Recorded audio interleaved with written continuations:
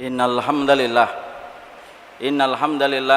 nahmaduhu wa nasta'inuhu wa nastaghfiruh wa na'udzu billahi min shururi anfusina wa min sayyiati a'malina may yahdihillahu fala mudilla lahu wa may yudlil fala hadiyalah. Asyhadu an la ilaha illallah wa asyhadu anna Muhammadan abduhu wa rasuluhu. Qala Allah ta'ala fil Qur'anil Karim, ya ayyuhalladzina amanu taqullaha haqqa tuqatih ولا تموتن إلا وأنتم مسلمون. وقال يا أيها الناس اتقوا ربكم الذي خلقكم من نفس واحدة وخلق منها زوجها وبث منهما رجالا كثيرا ونساء واتقوا الله الذي تساءلون به والأرحام إن الله كان عليكم رقيبا. وقال يا أيها الذين آمنوا اتقوا الله وقولوا قولا سديدا yuslih lakum a'malakum wa yaghfir lakum dhunubakum wa may yuti'illaha wa rasulahu faqad faza fawzan adzima. Amma ba'du, fa inna asdaqal hadithi kitabullah wa khairul hadyi hadyu Muhammadin sallallahu alaihi wasallam wa syarrul umuri muhdatsatuha fa inna kulla muhdatsatin bid'ah wa kulla bid'atin dhalalah wa kulla dhalalatin finnar. Jamaah salat Jumat yang semoga Allah rahmati dan Allah berkahi. Tidak ada perkara yang penting di dalam kita memaknai pertemuan kita pada kesempatan hari ini ketika kita menyambut panggilan suci untuk melaksanakan sholat Jum'ah secara berjamaah, kecuali adalah syukur kita hanya kepada Allah, Zat yang maha sempurna dalam segala rahmannya dan segala rahimnya, Zat yang kebaikannya tidak memiliki tepi dan kenikmatan yang Allah berikan kepada kita tidak memiliki garis finish. Kenikmatan yang kemudian Allah berikan kepada kita begitulah sangat besar, dan di antara kenikmatan yang kita syukuri adalah ketika kita diberikan kemudahan untuk beribadah. Datangnya kita pada majelis ini dan hadirnya kita pada jengkal tanah ini untuk melaksanakan sholat berjamaah bukan karena kuatnya kita dalam iman, bukan pula kuatnya kita dalam takwa, tetapi sesungguhnya hadirnya kita dalam setiap ibadah yang kita selenggarakan dalam kehidupan ini semata-mata karena pertolongan Allah yang Allah sempurnakan dalam kehidupan kita. Salatnya kita, puasanya kita, sedekahnya kita, bukan karena ana dan antum kuat di dalam iman dan bukan ana dan antum kuat di dalam takwa, tetapi semua ibadah yang kita selenggarakan semata-mata karena Allah yang memberikan pertolongan. Kepadanya kita bersyukur dan kepadanya kita menggantungkan segala urusan dalam kehidupan kita, dan semoga Allah tidak pernah meninggalkan kita walaupun sekejap mata. Salawat dan salam marilah kita berikan kepada Rasulullah sallallahu alaihi wasallam, seorang manusia yang telah terpilih dan telah diutus dalam kehidupan kita, manusia yang menjadi pemimpin penduduk surga, hidup 63 tahun menjadi manusia memberikan petunjuk dalam kehidupan kita. Sesungguhnya hakikat kita mencintai Nabi bukan menyebutkan kisah-kisah akhlaknya semata, tetapi yang paling penting ketika kita mencintai Rasulullah sallallahu alaihi wasallam adalah bagaimana menyelaraskan kehidupan kita dengan kehidupan beliau. Sesungguhnya cinta bukan hanya pandai untuk memuji, tetapi hakikat cinta adalah bagaimana hakikatnya kita untuk mengikuti. Dan tidak ada orang yang paling pantas untuk kita ikuti kecuali adalah Rasulullah sallallahu alaihi wasallam. Kita berbeda dengan satu orang, Allah tidak akan nanya kenapa kita beda dengan fulan itu. Ketika kita berbeda dengan satu kecamatan, Allah tidak akan pernah menanyakan kenapa kita berbeda dengan orang satu kecamatan. Tapi ketika kita berbeda dengan satu orang yang bernama Muhammad, Allah akan menanyakan kepada kita kenapa kita berbeda dengannya. Karena sesungguhnya salawat dan salam kepadanya, dan itulah yang menjadikan kita selalu mengikuti Rasulullah, seorang manusia surga yang hidup 63 tahun diutus untuk menjadi panutan dalam kehidupan kita supaya selamat kehidupan dunia dan kehidupan kita di akhiratnya. Saya selaku khatib pada kesempatan hari ini mengingatkan kepada diri ana yang lemah dan mengingatkan kepada semua jamaah yang saya cintai karena Allah. Semoga kita senantiasa mempersiapkan datangnya satu hari ketika tidak berfaedah semua harta dan semua anak yang kita miliki, kecuali adalah mereka yang datang dengan hati yang salim, hati yang selamat dari kekufuran dan kesyirikan. Dan semoga kita senantiasa tidak pernah bosan dan letih bagaimana mempersiapkan hati kita untuk menjadi hati yang salim. Banyak di antara kita, saya mungkin selalu mempersiapkan pakaian kita dan rumah kita, tetapi kita lupa mempersiapkan hati kita. Padahal tiket kita untuk mendapatkan ridha Allah dalam kehidupan kelak di akhirat tidak ada kecuali adalah orang yang datang membawa qalbun salim. Dan para ahli tafsir mengatakan qalbun salim adalah qalbun, hati yang selamat dari kekufuran dan kesyirikan. Semoga keimanan dan ketakwaan yang kita raih dalam kehidupan ini akan menjadikan kita mendapatkan qalbun salim. Satu hari ketika tidak bermanfaat harta dan anak-anak yang kita miliki, dan kepada hari itu kita berharap semoga kita semuanya akan mendapatkan ridhanya Allah. Semoga kita dikumpulkan di dunia dan dikumpulkan di akhirat ketika kita memiliki hati yang salim untuk beribadah kepada Allah Subhanahu wa taala. Jamaah salat Jumat yang semoga Allah rahmati dan Allah berkahi. Ada sebuah hadis yang datang dari keterangan riwayatnya Imam Nasai. Nomor hadisnya 1952. Sebuah kisah nyata yang mampu memberikan banyak faedah dalam kehidupan kita. Karena sesungguhnya kisah nyata ibarat malaikat yang datang ke dalam hati kita dan memberikan banyak kebaikan dan faedah pelajaran dalam kehidupan kita beribadah kepada Allah. Apa yang dimaksudkan dari faedah yang dikatakan oleh Rasulullah di dalam hadis yang diriwayatkan oleh Imam An-Nasai, yaitu adalah ketika ada seseorang Arab Badui datang kepada Nabi. Ja'a rajulun minal a'rabi ila Rasulillah. Datang seorang laki-laki Arab Badui datang kepada Rasulullah sallallahu alaihi wasallam. Fa aslama wa amana bihi. Dia kemudian masuk Islam dan kemudian beriman. Pada saat itu Rasulullah masih berada di Mekkah, belum melaksanakan perjalanan hijrah bersama para sahabatnya. Nabi menerima syahadatnya Arab Badui ini dan kemudian menyatakan dan menerima keimanan dia. Rasulullah sallallahu alaihi wasallam memperhatikan syahadatnya Arab Badui ini, dan ketika Nabi akan melaksanakan hijrah, Rasulullah sallallahu alaihi wasallam mengingatkan kepada para sahabatnya dan berwasiat untuk mengingatkan sahabat Arab Badui ini untuk ikut hijrah dari Mekah menuju ke Madinah. Fa'ausa ila ba'di ashabihi an dalikal a'rab. Maka ketika Nabi kemudian melaksanakan hijrah ke kota Madinah bersama dengan para sahabatnya, Arab Badui ini pun tidak ketinggalan untuk hijrah bersama Nabi dan para sahabat untuk menyambut panggilan dan perintah untuk hijrah dari kota Mekah menuju ke kota Madinah. Maka ketika sudah berada di kota Madinah, datanglah perintah satu persatu kepada Nabi dan kepada orang yang beriman. Salah satunya adalah dalam peperangan untuk menegakkan kalimat Allah.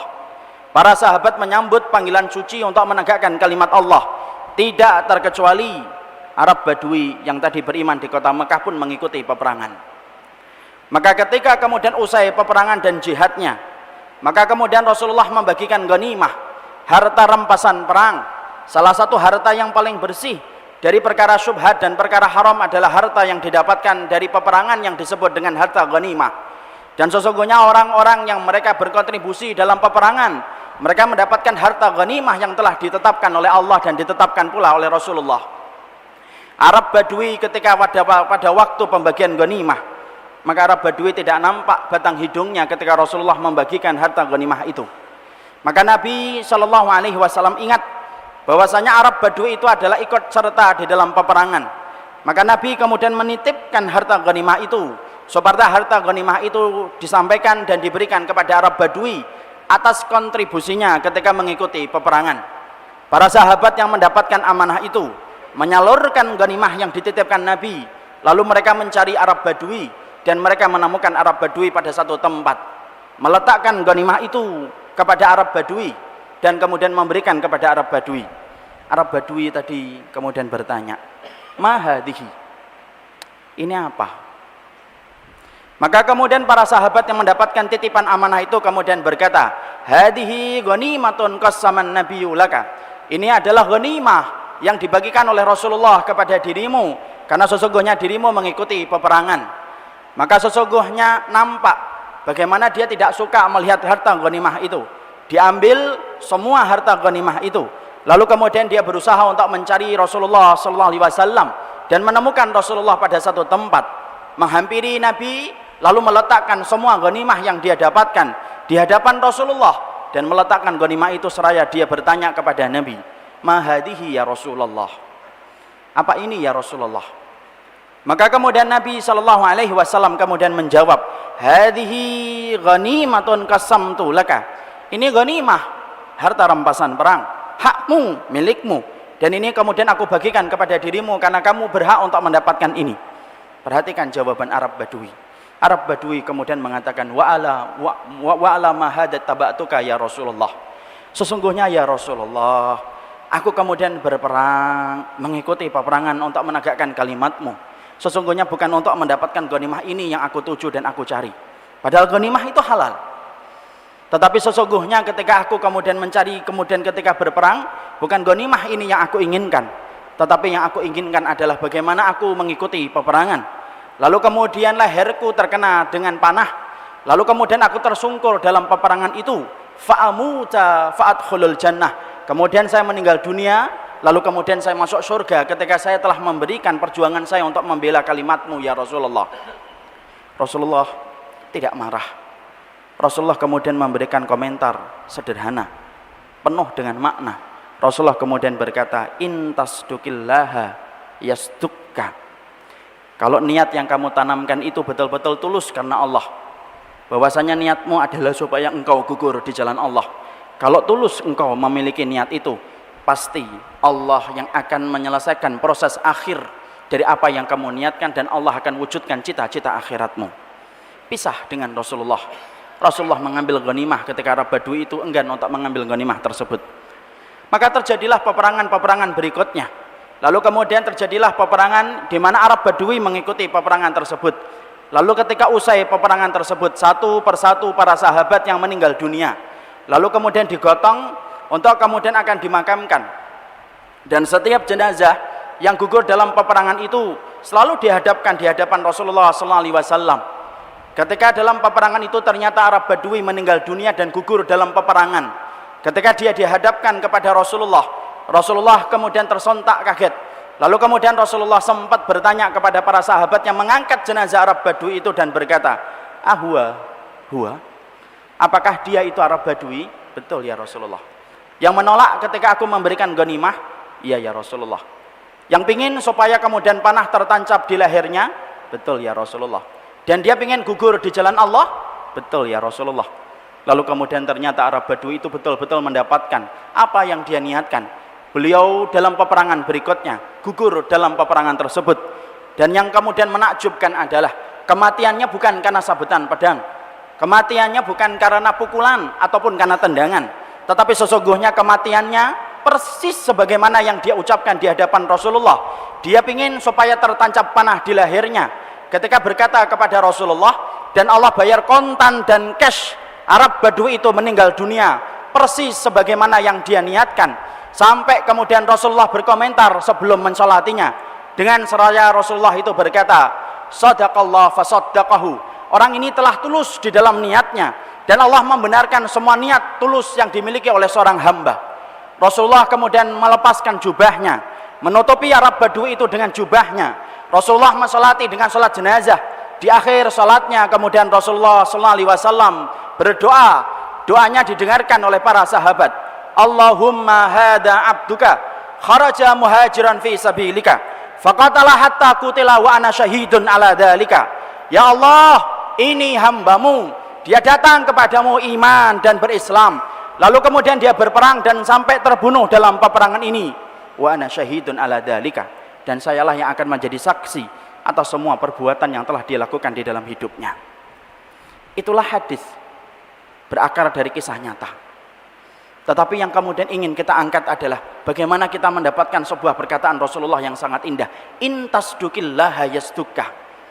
Kalau kemudian kita selalu memiliki niat yang benar, kata Nabi, sesungguhnya siapapun manusia beriman dan bertakwa, ketika dia menabung keinginan untuk mendapatkan urusan-urusan kebaikan akhiratnya, kalau kemudian dia tulus meletakkan keinginan itu semata-mata karena Allah, maka sesungguhnya yang menyelesaikan proses akhirnya dan mewujudkan cita-cita akhirat kita seorang hamba, bukan karena kita yang mampu mewujudkan cita-cita akhirat itu, tetapi Allah lah yang mewujudkan ketika kita punya ketulusan niat bahwasanya tidak ada yang kita inginkan kecuali adalah keridhaan Allah.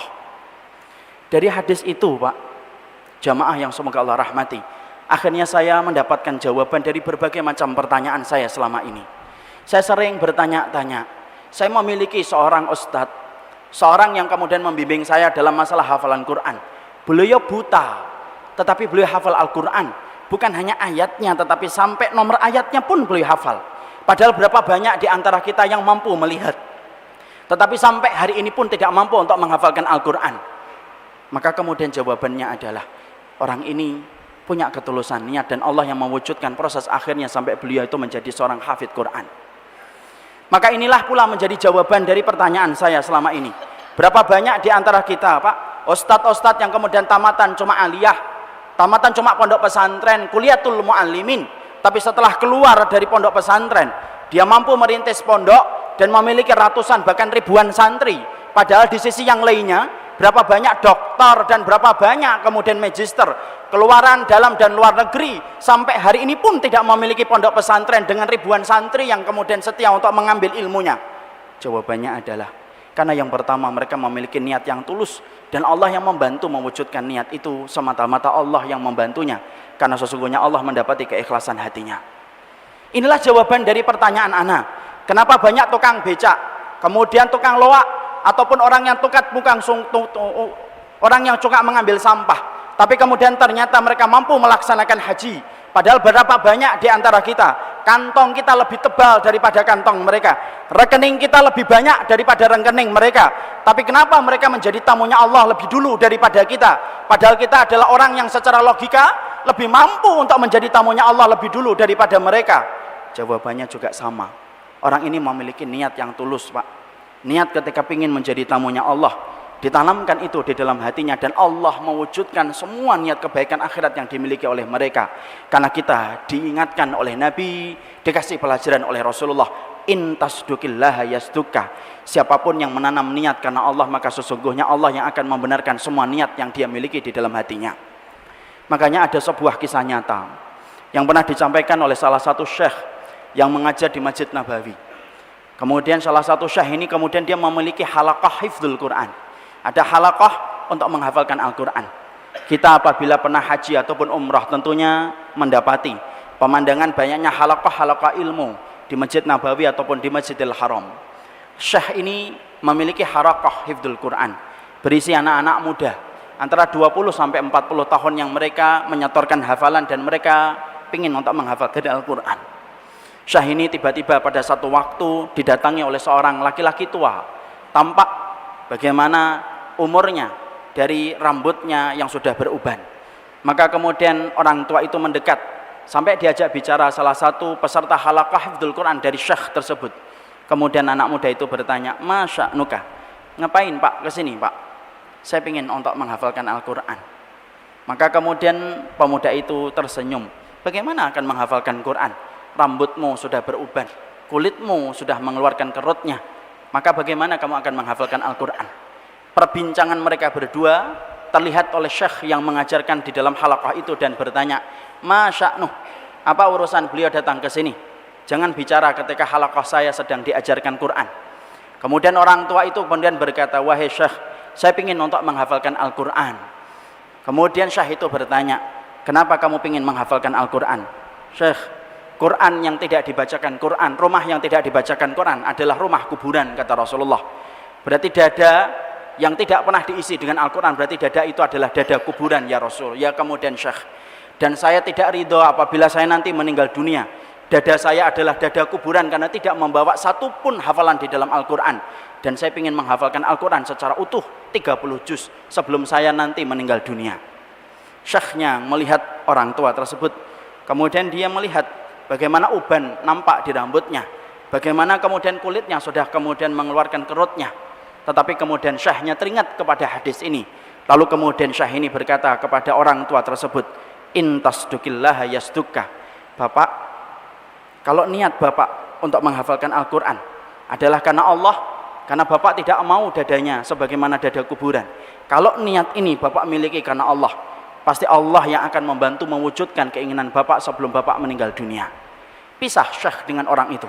Orang itu setiap harinya datang kepada majelisnya syekh, menyetorkan hafalan satu halaman setiap harinya. Tidak pernah dia absen kecuali karena udzur.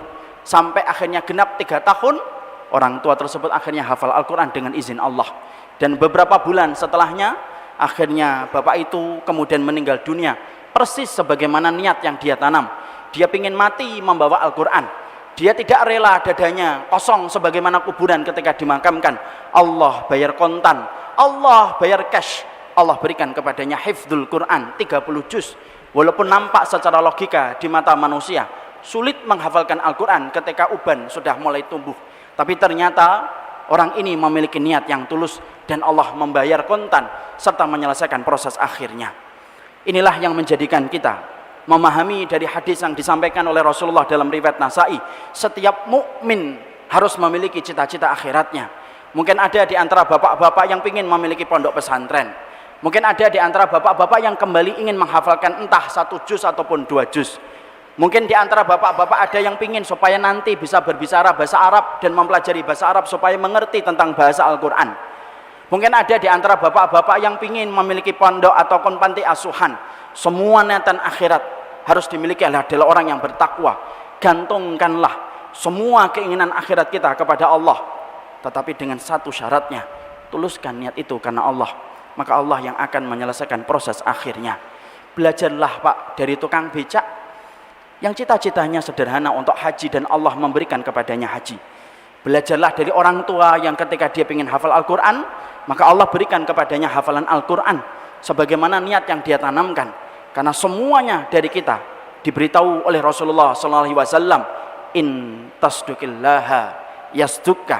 Kalau niat yang kita tanamkan ini semata-mata karena Allah, maka sesungguhnya Allah akan menyelesaikan proses akhirnya dan Allah akan memberikan apa yang kita niatkan selama kita gantungkan niat ini semata-mata tulus karena Allah. Aqulu qauli hadza wastaghfirullah li wa lakum innahu huwal ghafurur rahim. Innal hamdalillah wassalatu wassalamu ala Rasulillah wa ala alihi wa sahbihi wa man tabi'ahum bi ihsan ila yaumil qiyamah. Jamaah salat Jumat yang semoga Allah rahmati dan saya cintai semata-mata karena Allah. Pada khutbah yang kedua ini saya hanya ingin untuk melengkapi dari apa yang telah kita sampaikan pada khutbah yang pertama. Banyak sekali kisah-kisah yang terjadi di antara para sahabat Nabi dan orang-orang solih sebelum kita untuk menunjukkan betul bahwasanya siapapun yang menanamkan niat karena Allah, maka Allah yang akan mewujudkan niat itu. Perhatikan kisahnya Umar bin Khattab radhiyallahu anhu yang diriwayatkan dari jalurnya Imam Malik. Umar bin Khattab 1 bulan sebelum beliau meninggal dunia mati syahid, Umar bin Khattab berdoa. Doanya adalah Allahumma rzuqni syahadatan fi sabilika wa wafatan bi biladi nabiyyika. Sesungguhnya Umar bin Khattab itu berdoa, ya Allah, berikanlah kepada kami mati syahid di jalanmu. Tetapi mati syahid itu di kota nabimu adalah kota Madinah. Maka sesungguhnya ada sahabat yang mendengar ucapan doanya Umar bin Khattab, lalu kemudian beliau berkata, wahai Umar Amirul Mukminin, kalau kamu ingin mati syahid, jangan di kota Madinah. Kota Madinah lagi aman, tidak ada peperangan di kota Madinah. Kalau engkau ingin mati syahid, maka mati syahidmu di medan-medan peperangan yang sedang berkecamuk antara kaum muslimin dengan pasukan Romawi ataupun pasukan Persia. Tapi kalau kamu ingin mati syahidnya di kota Madinah, kelihatannya sulit apabila mati syahidnya di kota Madinah, karena kota Madinah sedang aman dan sedang tentram betul kota Madinah ini. Tetapi ternyata Umar bin Khattab tidak mengendurkan doanya, tidak mengurangi frekuensi doanya. Dia terus berdoa dan meminta kepada Allah supaya dia mendapatkan 2 kemuliaan sekaligus, mati syahid di jalan Allah dan kemudian matinya di kota Nabi. Dan tahukah kita siapa yang menyelesaikan proses akhirnya? Bukan Abu Bakar, bukan Utsman.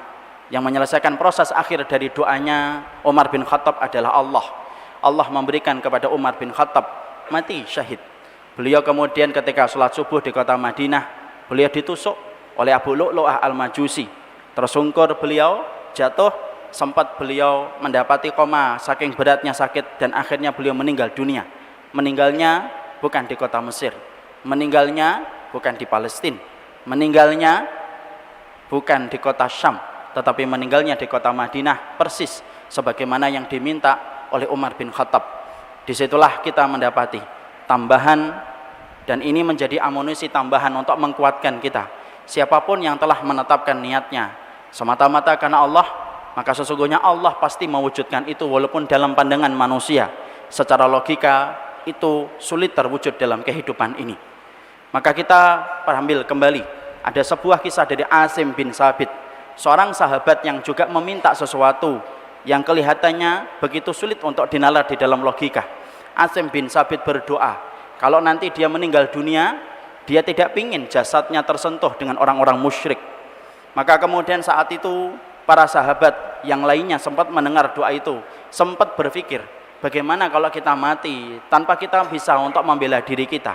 Tetapi Asim bin Sabit meminta supaya kemudian dia meninggalnya tidak disentuh oleh orang musyrikin. Dan ternyata Allah membayar kontan Asim bin Sabit ketika meninggal dunia. Maka sesungguhnya orang musyrik ingin untuk memenggal kepalanya, tetapi setiap mereka mendekati tubuhnya Asim bin Sabit diserang oleh lebah. Setiap mendekati diserang oleh lebah, sehingga kulitnya Asim bin Sabit terjaga dari pegangan dan sentuhan dari orang-orang musyrik. Ketika orang musyrik mereka kelelahan ketika akan memegang dan memenggal kepalanya Asim bin Sabit, kemudian Allah turunkan hujan yang begitu deras. Hujan itu membawa kemudian Asim bin Sabit ke tempat yang jauh, dan hari ini tidak ada yang tahu di mana jasadnya Asim bin Sabit dikebumikan oleh Allah. Inilah contoh-contoh nyata berakar di dalam sejarah manusia-manusia hebat di antara para sahabat, memberikan kepada kita sebuah perkara yang penting. Siapapun yang menanamkan niat, gantungkanlah niat itu karena Allah, maka Allah yang akan membantu mewujudkan semua keinginan akhirat kita. Mari kita tanam cita-cita akhirat kita. Ada di antara bapak yang ingin hafal Quran, teruskan cita-cita itu. Tentunya saya dan bapak tidak ridho kalau dada kita sebagaimana dada kuburan. Hafalkan Quran. Kalau kita tulus karena Allah, Allah yang akan membantu dan mewujudkan itu tanpa kita mengerti bagaimana cara Allah, karena cara Allah lebih hebat dari apa yang kita pikirkan. Ada di antara bapak-bapak yang ingin memelihara anak yatim. Tanam, rawat niat itu. Gantungkanlah di pintu langit dan tuluskanlah karena Allah. Allah akan membantu. Bapak nanti akan mendapatkan jalannya tiba-tiba memiliki pondok ataupun memiliki panti asuhan untuk merawat anak yatim. Ada di antara kita yang ingin menjadi orang, menolong orang-orang yang ingin untuk melaksanakan haji dan umrah. Banyak orang solih, Pak, yang mereka bertebaran di masjid, yang mereka selalu menyebutkan nama Allah setiap adzan dan iqamah, tapi mereka tidak pernah haji dan umrah. Gaji mereka, pemasukan mereka tidak pernah cukup untuk menjadikan mereka untuk melaksanakan haji dan umrah. Mungkin ada di antara jamaah yang saya ingin menjadi pintu yang mendekatkan mereka kepada Baitullah dan Ka'bah. Bisa jadi niat itu kita miliki dan Allah wujudkan cita-cita akhirat kita. Inilah yang menjadikan kita bahwasanya cita-cita bukan hanya urusan dunia. Dari SD kita diajari, gantungkanlah cita-cita setinggi langit, tapi itu hanya cita-cita duniawi. Tetapi bagi orang yang beriman, bukan cita-cita duniawi yang kita gantungkan di pintu langit, tetapi orang yang beriman dan bertakwa menggantungkan cita-cita akhiratnya di pintu langit, mentuluskan niat itu karena Allah, maka Allah akan membayar kontan serta menyelesaikan proses akhirnya. Innallaha wa malaikatahu yusholluna 'alan nabi ya ayyuhalladzina amanu shallu 'alaihi wa sallimu taslima. Allahumma fir lil muslimina wal muslimat wal mu'minina wal mu'minat. Allahumma Rabbana la tu'akhidna in nasina aw akhtana. Rabbana wa la tahmil alaina isran kama hamaltahu 'alal ladzina min qablina. Rabbana wa la tuhammilna ma la taqata lana bih wa'fu anna waghfir lana warhamna anta maulana fansurna 'alal qaumil kafirin. Rabbana afrik alaina sabra wa sabbit aqdamana fansurna 'alal qaumil kafirin. Rabbana dhalamna anfusana wa illam taghfir lana wa tarhamna lanakunanna minal khasirin. Rabbana dhalamna anfusana wa illam taghfir lana wa tarhamna lanakunanna minal khasirin. Rabbana dhalamna anfusana wa illam taghfir lana wa tarhamna lanakunanna minal khasirin. Rabbana atina fid dunya hasanah wa fil akhirati hasanah.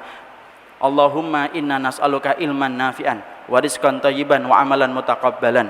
Allahumma ahlikil kafarata wal musyrikin a'da'aka a'da'ad-din. Allahumma mazzik jam'ahum wa zilzil aqdamahum wa alqi fi buyutihim nara wa alqi fi buyutihim nara wa alqi fi buyutihim nara. Allahumma ansuril mu'minin fi kulli makan. Allahumma ansuril mu'minina mustad'afina fi kulli makan. Allahumma ansuril mu'minin wal mustad'afina fi kulli makan.